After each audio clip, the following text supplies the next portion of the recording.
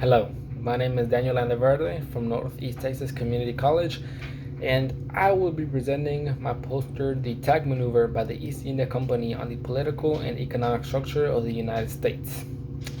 Although the East India Company may not lay claim as it should, it utilized its power to navigate the United States into a course of progress towards independence and bringing about multinational corporations and joint stocks.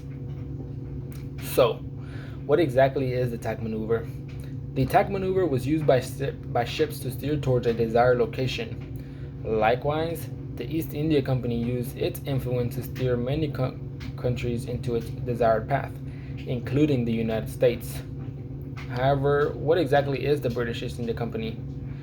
It was a joint stock corporation established in the 17th century by Queen Elizabeth I. It eventually became a monopoly and an international corporation, and even at its highest peak, according to Nick Robbins' book, The Corporation That Changed the World, the company had an army of 200,000, which was used to fight its own wars. And as you can see, they truly had enough money. So, with so much influence across the globe, it did not go without affecting the colonies. Many of the colonies at the time, they preferred tea as their most common beverage, and 90% of it was imported by the company. And in 1768, they consumed about 2 million pounds of it. And however, when the company faced hardships such as a bankruptcy, the Tea Act in 1773 was enacted to try to save the company.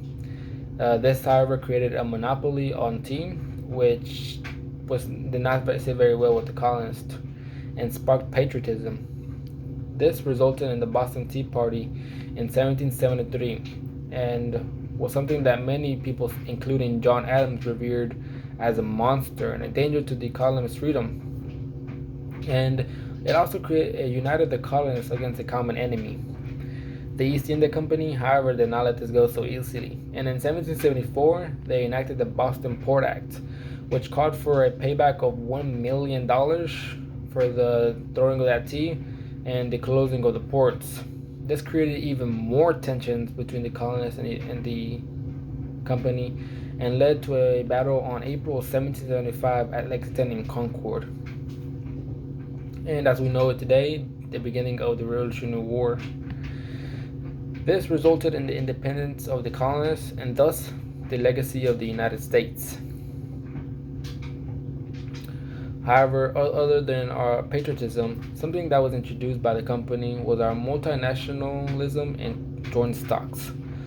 With multinational influence, the East India Company pioneered another way of income in the business world, the concept of joint stock ownership, as a way of raising money for sea voyages. In the early stage of the company, voyages created separate joint stocks.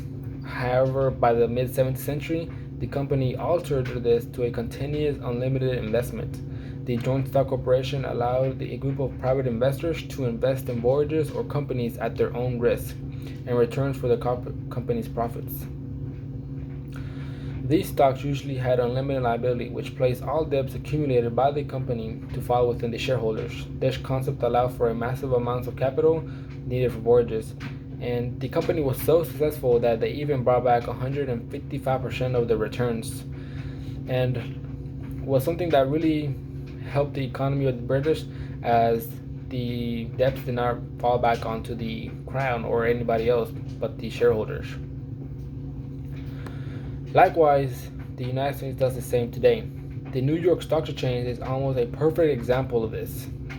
We have investors that invest in companies at their own risk in hopes of returns of the company's profits.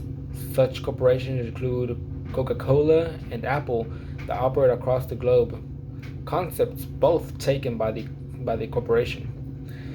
In conclusion, the East India Company should be given more credit to some degree for the establishment of the United States and the current economic system implemented today.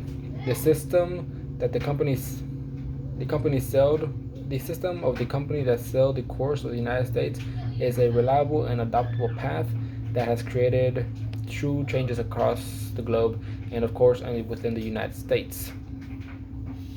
Thank you very much.